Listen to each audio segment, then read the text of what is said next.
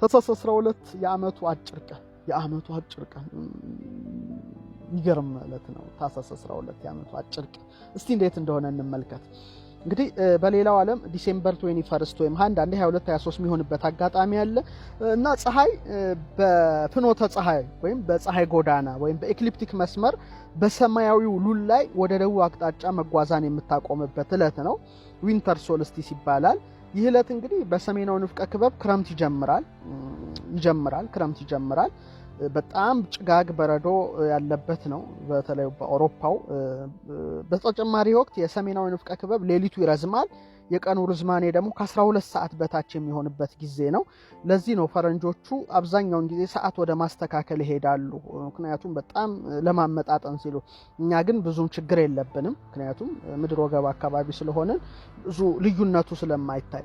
በተጨማሪም ወቅቱ የደቡብ ንፍቀ ክበብ ወደ ፀሐይ ያጋደለበት ከአርክቲክ መስመር ጀምሮ ወደ ሰሜን ክፍል ያለው ክፍል ቢያንስ ለአንድ ቀን ፀሐይ ማትወጣበት ነው። እኔም ሄጄ ለማየት ሞክሬያለሁ እና በጣም ያስፈራል ጨለማው። እንዲሁም ፀሐይ በደቡብ ምስራቅ ወጥታ በደቡብ ምዕራብ የምትጠልቅበት ወቅት ነውና የገና ጃንቨር ይባላል። በጣም አጭር ነው ማለት ነው። በቃ ቶሎ ይመሻል።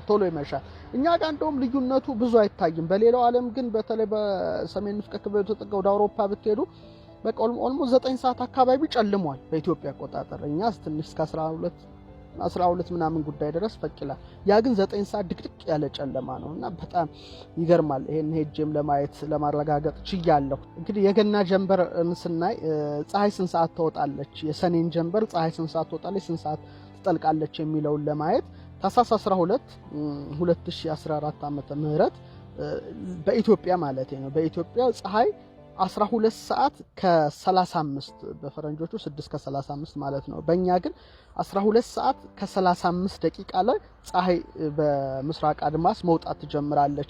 ልክ 12 ከ11 ላይ ትጠልቃለች። 12 ከ35 ላይ ትወጣለች። የፀሐይ መውጣት 12 ከ35፣ የፀሐይ መጥለቅ ደግሞ 12 ሰዓት ከ11 ላይ ይሆናል ማለት ነው። ወደ ሰኔ ስትመጡ ግን በጣም ይገርማል። 12 ሰዓት ከ7 ላይ ነው የምትወጣው።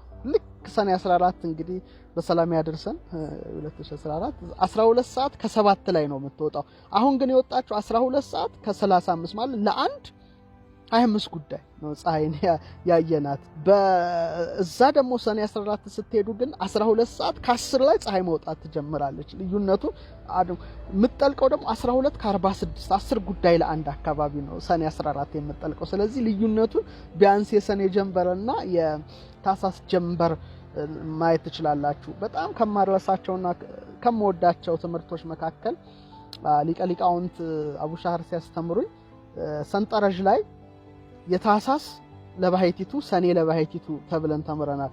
የታኅሳስ ሰንጠረዥ ለብቻው ነው የሚሰራው፣ የሰኔ ሰንጠረዥም ለብቻው ነው የሚሰራው። ይሄ በጣም ይገርመኛል። ታኅሳስ ለብቻው ሰንጠረዡ ይሰራል፣ ሰኔም ለብቻው ይሰራል። ምክንያቱም የታኅሳስ ጀንበር አጭር ነው፣ የሰኔ ጀንበር ረጅም ስለሆነ። ይሄም ከማረሳቸው ትምህርቶቼ ናቸው። ግን የሚገርመኝ በአመቱ አጭር ቀንና በአመቱ ረጅም ቀን ትልቅ ነገሮች ላለፉት 2 ዓመታት ተካሂደዋል። በጣም ሳስባቸው ይገርመኛል። የመጀመሪያው ታስታውሱ እንደሆነ 2012 ሰኔ 14 የአመቱ ረጅም ቀን በተባለው ሰመር ሶልስቲስ በሆነበት ዕለት ቀለበታማ የፀሐይ ግርዶሽ አኑላር ሶላር ኤክሊፕስ ነበረ። ትዝላችኋል? ላሊበላ ቆይታዬ እጅግ የሚገርም ጊዜ ነበረ። እሳታማ ቀለበት ፀሐይ ሰርታ ሪንግ ኦፍ ፋየር እሳታማ ቀለበቷን በሰማይ ላይ ያየንበት እጅግ አስገራሚ ዕለት ነውና የማያ ካሌንደርም ያበቃለት ቀን ነው። በቃ 2012 ላይ ተጠናቀቀ የማያ ካሌንደርና the beginning of the new era የአዲስ ዘመን ጅማሮ ያን እንግዲህ በስፋት በዩቲዩብ ላይ ሰርተነዋል። ወደ ኋላ መለስ ብላችሁ ተመልከቱትና አዲስ ዘመን የተጀመረበት ነው። እንግዲህ ለምሳሌ በቱቦ ውስጥ የሚያልፍ ሰው ከአንዱ ቱቦ ወደ አንዱ ቱቦ ወይም ከአንዱ ቦታ ወደ አንዱ ቦታ እንደ ፖርታል ሲያልፍ በጣም ብዙ ይጋጋጣል፣ ብዙ ልፋት አለው እዛ እስኪወጣ ድረስና ከዛ በኋላ ዓለማችን በጣም በኮቪዱም በኢኮኖሚውም በጦርነቱም በፖለቲካው መዋዠቅ የጀመረችበት ነው። ከዛ በኋላ ያለውን ክስተት ብዙዎቻችሁ እንደምታስተውሉት ሙሉ እምነት አለኝ እና ያመቱ በጣም ረጅም ቀን ሆኖ አለፈ። በዚህ ስንደነቅ ደግሞ 2013 ዊንተር ሶልስቲስ የአመቱ አጭር ቀን ላይ ጁፒተርና ሳተርን በ0.1 ዲግሪ ተቀራርበው በዚህ ደረጃ እንደዚህ ተቀራርበው በጣም የታዩበት ጊዜ በጣም ሩቅ ነው እና በጣም ከመጠጋጋቸው ተነሳ በመካከላቸው ያለው ርቀት 6 ወደ አርክ ሚኒት ወይም 0.1 ዲግሪ ነበረ። ይሄውም የጨረቃን ዲያሜትር 1/5ኛ በሆነ ልዩነት ርቀት ሁለቱ ፕላኔቶች በአይፒ ስናይል በእይታ በስነ ፈለኩ ሳይንስ ነው ያቀረብኩት ሁለቱ ፕላኔቶች ተጠጋግተው ነው። ይሄ እንግዲህ የሆነው በ1623 ከተከሰተው ግጥጥሞች በኋላ እንግዲህ ጁፒተርና ሳተርን በዚህ ደረጃ የተቀራረቡበት ነበረ። ከዚህ በኋላ እንግዲህ ሁለቱ ፕላኔቶች ግጥጥሞች ወይም ጽምረታቸው እንደ ጎርጎሮሳዊ ዘመን ቀመር በ2040 ነው። ቀጥሎ የጁፒተርና የሳተርን ኮንጃንክሽን በ2060 በየ20 ዓመቱ ነው። ከዛ መጋቢት ሚያዝያ 2060 ላይ ነው። መጋቢት 2080 ላይ እንዲሁም መስከረም 2100 ወይም 2100 ላይ ነው የሚከሰቱትና በጣም የሚገርም ነው። በጣም እንግዲህ እኔ ያስታውሳለሁ የቀጥታ ስርጭት ነበረን ታህሳስ 12 2013 እና የደም እንግዲህ በጣም ክረር ያለ ፀሐይ ነበር በዋዜማው በማግስቱ። በለቱ ግን የነበረው አየር ውጥውጥ ብሎ ደመናው ፀሐዩ በቃ በጣም የሚገርም ነገር ነበረ። በተፈጥሮ ላይ ራሱ ያየነውና የቀጥታ ስርጭት ባላገሩ ላይ አድርገን ነበረ። እጅግ የሚገርም ነው። በአመቱ ረጅም ቀንና በአመቱ አጭር ቀን የተከናወኑት ነገሮች እኔ በቃ በህይወት ዘመኔ ለራሳቸው ማልችላቸው ነው። እንግዲህ ታህሳስ 12 ያሁኑ አመት ደግሞ የአመቱ አጭር ቀን ላይ እንገኛለን እና ዊንተር ሶልስቲስ ብዙ በአለም ዙሪያ ያለውን ነገር ትንሽ ለውጥ የሚያደርጉ ናቸው እነዚህ ሰማያዊ አካላት። ስለዚህ እንድትከታተሉ በዚሁ አጋጣሚ ሐሳብ አስተያየቴን እሰጣለሁ።